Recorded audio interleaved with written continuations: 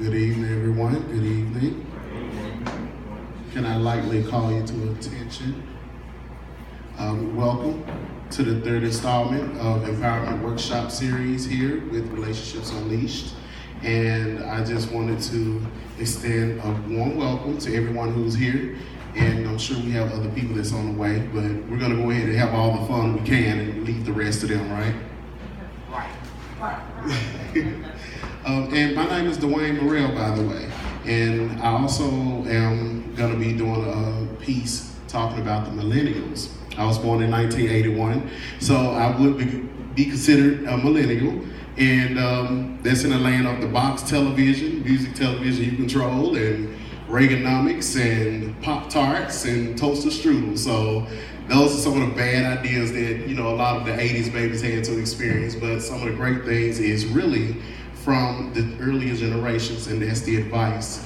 And, if you, do something bad, of course something happens. And a lot of the isms that we still use today for the generations that are here. And I just wanted to share with you guys my experience being a millennial and just growing up in foot homes in the projects. And I was the last of 5 kids. And my mother, Brenda Ann, as people call her, a very tough woman. And she raised 5 kids alone. My father, he wasn't there the whole time. However, the projects raised us. And, we kind of grew up on a honor system that wasn't so pleasant for a lot of people, who would probably have a mother and a father in the home. Mother was like, okay, I'm gonna get you where you mess up. You know what I'm saying? So it was one of those type things, and that was still being implemented, as well as, okay, you're gonna get a butt whooping from the neighbor, from Miss Sue at the end of the unit, and everybody all the way till you get home, and then you're gonna get that last whooping from mama with probably, the meanest switch that you could ever find on, and those branches were kind of strong back then. So that's the kind of rearing that we had back then. And another thing that I kind of experienced being a millennial is really growing up in Reaganomics and seeing my parents struggle as hard as they had to. And then the same thing happening with the subject of, same gender loving and sexuality was still taboo at that time.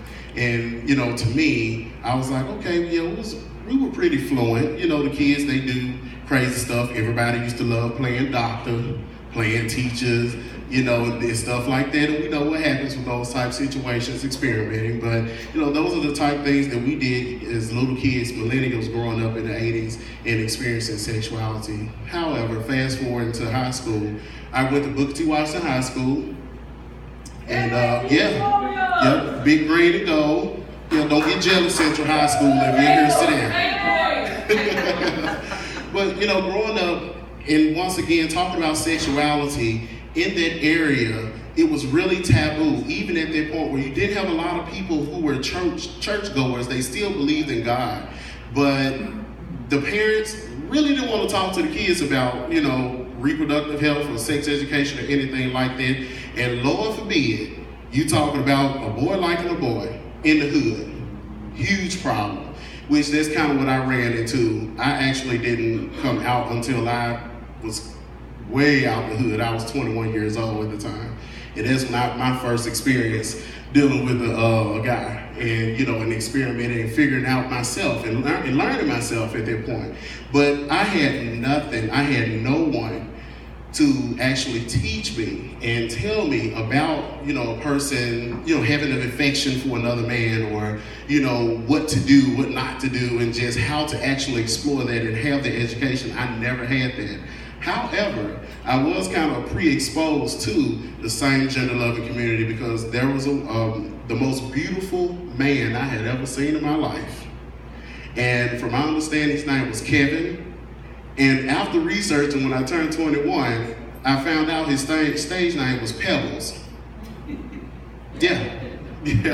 So that was my first pre-exposure to the same gender-loving community. And when I tell you, Kevin was the most beautiful man I had ever seen, and I was sitting like, oh my God, I couldn't even blink looking at Kevin. And Kevin, of course, was in the same gender-loving relationship with the man that I thought was like an epitome of man. He smoked weed, drank Coke 45, he burped, Play curveball with the kids, give the kids $1 and everything else, you know. So with those two, I learned how, actually, without directly being involved, I learned how a same-gender loving relationship is supposed to go that was healthy, because although I knew Kevin was a man, I also saw that her man, Daryl, his name, treated her like a queen. I never saw them argue. I never saw them fight, fuss, tug, anything like that. So it was the most amazing thing, you know, at that young age and not really knowing what feelings I personally had, and still being able to be pre-exposed to an experience like that in Black love, especially with same-gender loving, you know, community. You really don't, to me, I just thought that was beautiful. That was the most beautiful thing of all. So now, being a 34-year-old man, also a father to a 13-year-old boy who's heterosexual, it's a challenge to try to teach that man-child something that I actually never had, and that was skills to be a man. I never got that. And the only person that even was close to that, it was the most ridiculous thing in that lesson that I learned from him. His name was Uncle Charlie. He was in the Army. He was a sergeant. And every time he saw you, it was like, yeah, boy, what you gonna do when you grow up? You know, real heavy voice, you know, and it's always about scaring the kids, you know, and making pee on yourself, and then you're embarrassed with everyone else, you know? So he used to do the most ridiculous thing with us. And I kind of used the ridiculous thing that he taught us as a life lesson, and it even drives me today. And that thing was where he would look at us and talk to us, and we're just talking and rapping and da-da-da, and you're not thinking about nothing but just the great conversation you're having, and he hit you in the chest. And the first time I did that, y'all, I thought I went to the pearly gates and came back to the ground. I was like, okay, I don't know what happened. All I know, he knocked the wind out of my mouth. And so I'm sitting there and I'm like, okay, why? I'm wondering, why did this man knock the wind out of me? I didn't do anything. I don't use profanity, so what is it? He then told me as I got older and asked him, he was like, I was trying to teach you to brace yourself with people. Always be on guard.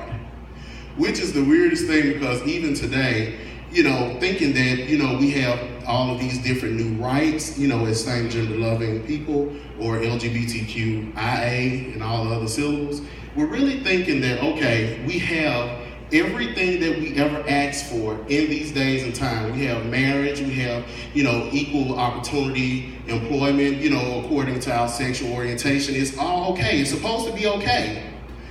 But then I always, for me, have to wonder what's going to happen next, you know, being a part of the LGBTQ community. So that kind of led me to, you know, first off, I don't hit my son. I don't do that to him. But I teach him, you know, that everything that I've experienced and that was taught to me, directly or indirectly, it's same game. It's the same script, different cast. And so I start to really wonder and try to teach him once again, you know, what not to do and what to do. And I'm just trying to figure out, how do I get him to be a strong Black man who don't have to worry about someone pumping him in his chest? You get what I'm saying?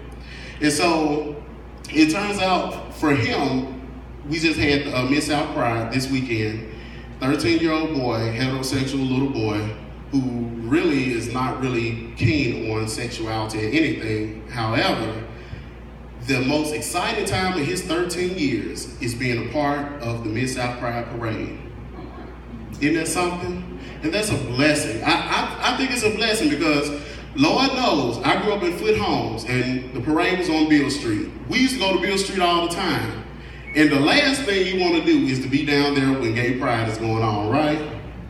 Growing up in the project. So that's the type of environment that I want to create, where he don't have to, you know, be on guard and worry about someone hitting him in his chest in his society.